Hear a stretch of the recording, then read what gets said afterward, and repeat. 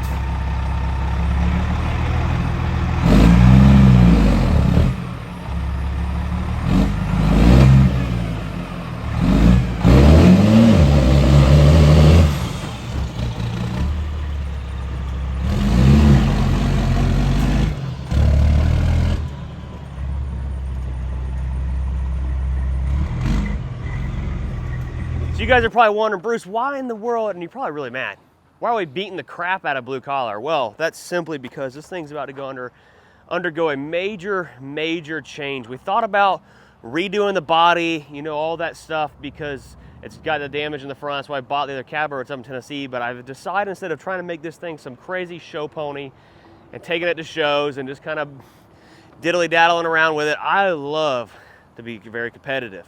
And the show stuff, we got the Pete for that. We'll go to shows, have a good time. But this thing, I want to do sled pulling, do some drag racing with it, like you see these guys up in Michigan at the, I don't know the name of the place. But that's the kind of stuff I want to do with the CABOVER. No one's really doing it with CABOVER. So we're either going to be building a 14-liter Detroit or a 550 Cat. I don't know too much about the Cats. I'm trying to find someone to help us look into building one. But the 14-liter Detroit is probably the road we're going to go down. I want around 1,000 to 1,200 horsepower.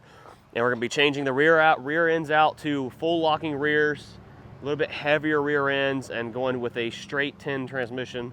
So I've been doing a lot of research, lots of cool stuff. You guys remember I talked about doing some stuff with Talladega fiberglass. We're going to be putting some full fenders on the back of this baby and doing a lot of work. But we are going to just leave the old cab kind of how it is, and old rustic, because, you know, the blue collar hardworking man isn't out here spending $20,000, $30,000 on a paint job for this thing, and I'm dang sure not going to do that. So I want to go over with you guys all the stuff that's wrong with this bird and the reasons we're going to be changing all this stuff. So let's get right into it. So one of the biggest problems this truck had in the last couple months was with the brakes sticking if it sat for longer than a week or so. And that's just simply, when we first bought it, we checked the brakes out, made sure they didn't have any issues.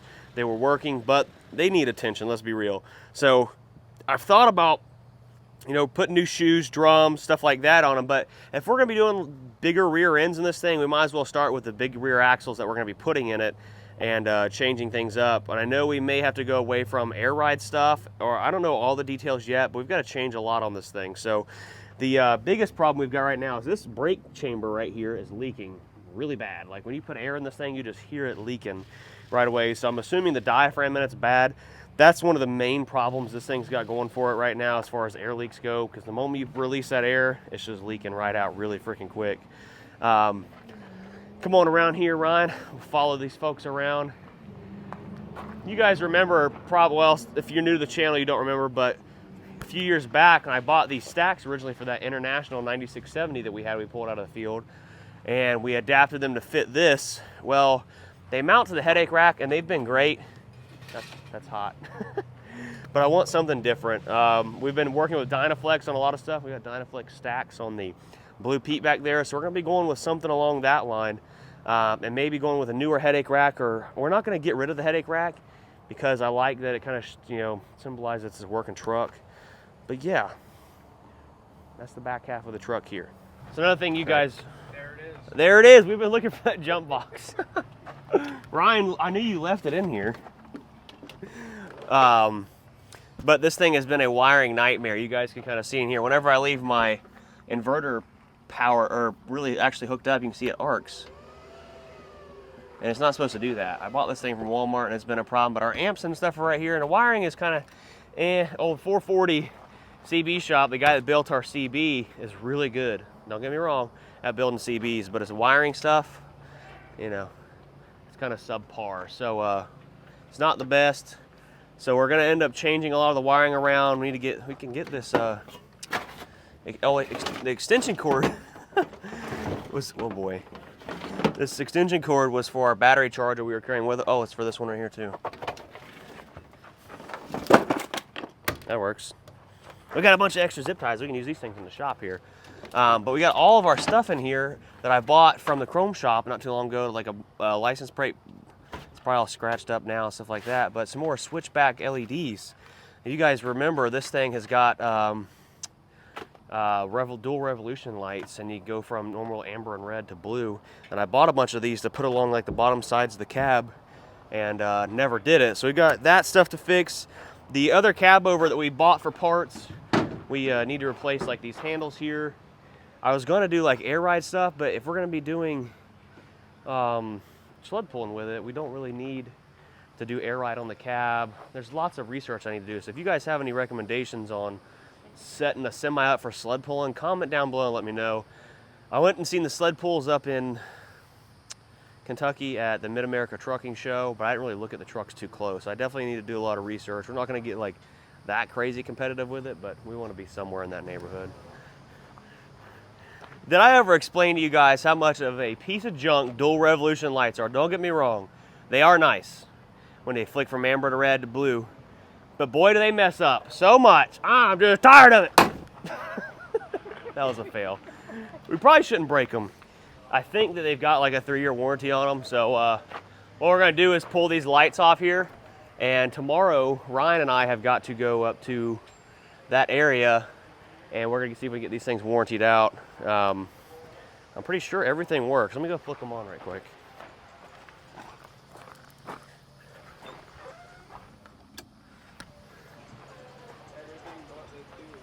Yeah, so we got our cab lights are on. Cab lights working? Yep, cab lights.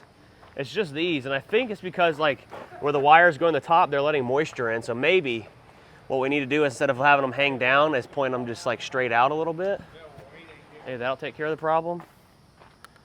Oh, look at the back of this from all the water. I know you got to do it tomorrow. I got it all over my hat. Those ain't working right there either. Huh. Neither are these. Well, that's interesting. I see. Wow, that's not good. Not good at all. Tell me if they start doing something. Anything? Nope. Huh.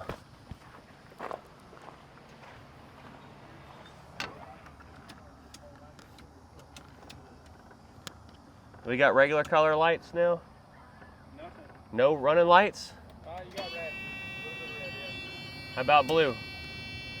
No blue? Well, that's great. So we've got lots of problems with this thing. Our dual revolution light's not working. So that means we're gonna have a wiring something between the front and the back.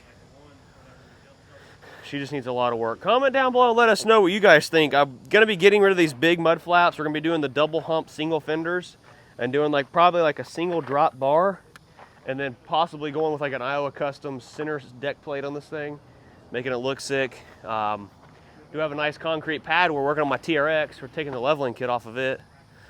Putting a stock bumper on it because it keeps blowing out CV axles. I don't know why it's doing that. But, huh? There's no lights on this side. So these lights weren't lighting up at all? Were they lighting up red? Nothing. I didn't see anything. Oh, well, that's not good. Let's check it. I need to give you a mic so the folks can hear you.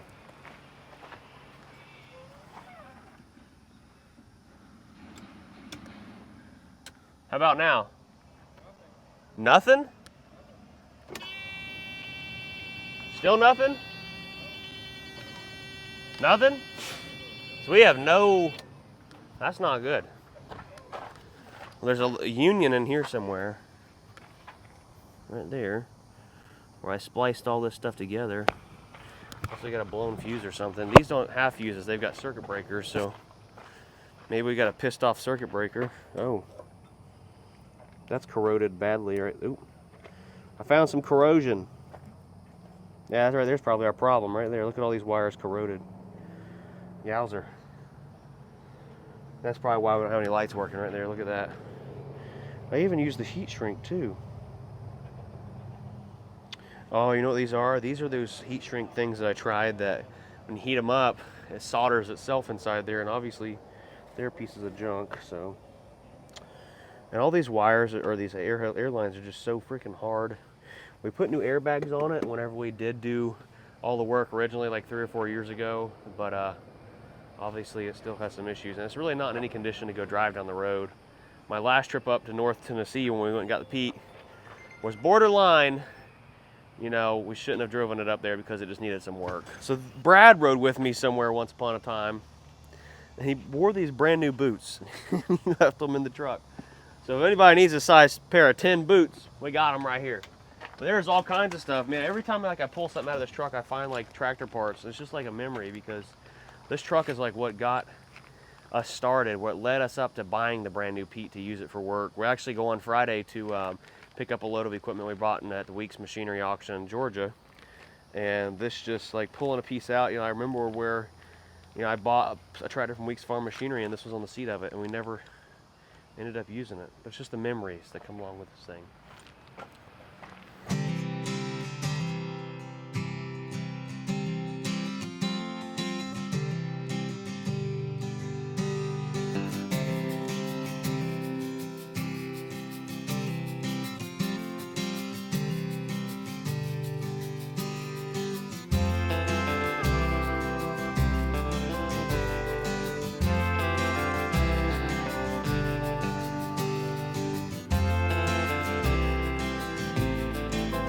Mike still working? Check, check, check. 1, 2, 3. I just have so many plans, but like tearing this thing apart right now just doesn't make any sense. So we can start going through some of this stuff up here in the box back here. Now that I've slung mud everywhere. The reason you guys are probably wondering, why did he sling mud like that and go crazy? It's because we leveled out the RC track, the clay, and whenever it rains, stuff gets stuck like instantaneously. So I don't even want to go through this stuff. There's so much crap. Actually, I guess we can. You grab a garbage can right quick.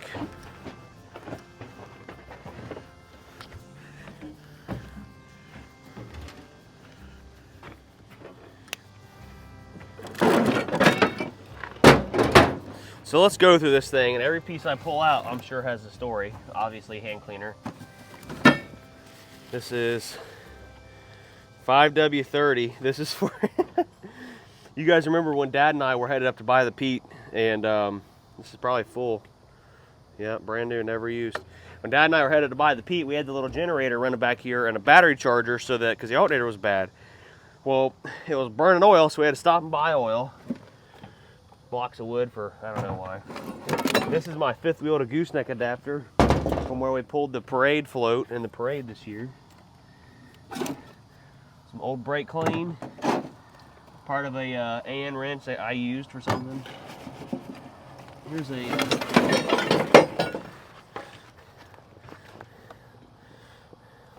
Roadworks banner. We don't really care for those fellers too much, but there's that. PTO block off plate. We don't need that anymore. More engine oil. This is a piece of pipe for a jack tube. I don't know what I would have used that for, but that's good scrappage metal. More wood. more straps. Random screwdriver. We use this to start that tractor, didn't we? And to deflate the tires. And deflate the tires on this thing. So we'll save it from the grave. More brake clean. Antifreeze for this thing. In Georgia, while I wasn't making YouTube videos, you guys didn't get to see it, but who was with me that trip? Who was with me? I remember who was with me, but I went up to Georgia, northern Georgia, right, almost Atlanta, to buy some equipment, and this thing started running hot. I was like, what the heck? So I pulled over, and one of the heater hoses had been bypassed on this thing, and it had been rubbing up against the exhaust pipe on the truck, and it was spraying. We pulled into this little podunk shop, like in the middle of nowhere. I don't say podunk, I don't mean it like that, but this really small diesel shop, and there were a couple guys there, and they recognized the truck, and they welcomed us with open arms and like took care of us. We found some bolts and stuff where we blocked the hoses off. You guys remember when we did the head on this thing? We pulled those bolts out and actually hooked the heater back up to where it would work like it should. Here's what's left of a tongue lock that belongs to my buddy Vic. Give that back to him. All these bars in here. There's a lock for the trailer. When I lost the key, we had to cut the lock off. Oh boy, so much stuff. Hardware for the stack over here, more wood. More wood we just don't need. We got plenty of wood in the shop. Throwing away all those dead trees. Look at all this crap. All this stuff. I used to keep this truck so top-notch and clean when we first got it done. It was my baby. But then life happens and you lose sight of things. There's my jack handle for the jacks. Well, that pretty much cleans that out. We'll leave coolant in here. This thing still drips a little bit. A little bit of 10W30 ain't gonna hurt nothing for this thing. Our stack hardware can go back in there. That kind of cleans that out. All the stories right there. The 11.1 in here. I need to know if you guys think, should we pull it out and sell it, even though we know it needs a liner, or just lay this baby on the rev limiter until she blows and we get ready to put that new 14 liter in it, or a cat. Guys, I'm pretty much ready to buy a fully built engine. If it has like a legit fully built, I'll put whatever in here, whether it be a Detroit, Cummins, or a cat. We just want to take off and go pulling with like 1,000, 1,200 horsepower. But back in here, we've got some random fuel line that's old and ugly. I'll throw that out. A chain, drawbar for a tractor, and an industrial injection shirt. We'll throw this over here in our container with all our tractor stuff. That right there. You want a shirt? It's a little big for you, I guess.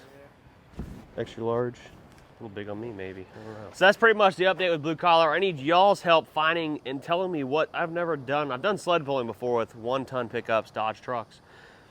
And I've built a sled truck before, but I've never built a semi-sled truck. So I don't know what size rear axles to get. I've been told we need a straight 10 transmission, non-super 10, just a straight 10. So I know we need that. I don't know anything about what size rear axles we need. I know we want full locking rears, obviously. That's about all I know. So if you guys can comment down below, a lot of you guys that are, you know, been around the truck scene for a while, you can help me out. I definitely need all the help I can get. But I do want to update you on our telehandler we bought. When we got on it, I kind of mentioned how it didn't really have a ton of power, and we got her fixed up. We took the fender flares off of it because they were all bent out of whack. I had a Kubota tractor seat laying around, so we got rid of that ugly seat that was on here and put a nice seat on it. But on the other side, we found out why it didn't have any power. I had a check engine light. Brian, our new guy Brian, got this thing all pressured, washed up, and looking good. But it didn't have hardly any power. It didn't want to really go very fast in second gear. And the problem ended up being, well, in the very back here, you can't really see it, was the mass map sensor. What does that stand for? Basically, it's like the manifold absolute pressure sensor. So it was bad. The diode on the inside wasn't picking up the pressure inside the manifold from the turbo, so it wasn't sending the right amount of fuel. So that baby is all fixed up, and boy, is this thing freaking cherry. We love it. We do have a really big meeting tomorrow. We'll be updating you guys. We're going to be putting on an event. Will be burnouts and tug of wars and truck shows sometime in December here in Florida. Working out the location and details. Make sure you guys are up to date on all of that stuff that's going on so you can be in tune with when it's going to happen, because I want to have everybody come in. We'll have all kinds of prizes and stuff to give away. And make sure you get entered to win the jump box with JB Tools. Link is in the description. Go check it out. Get entered to win the same jump boxes that we use on all of our Will It Start videos, guys. Make sure you smash that like button, drop a comment down below, and subscribe. We'll see you later. Peace.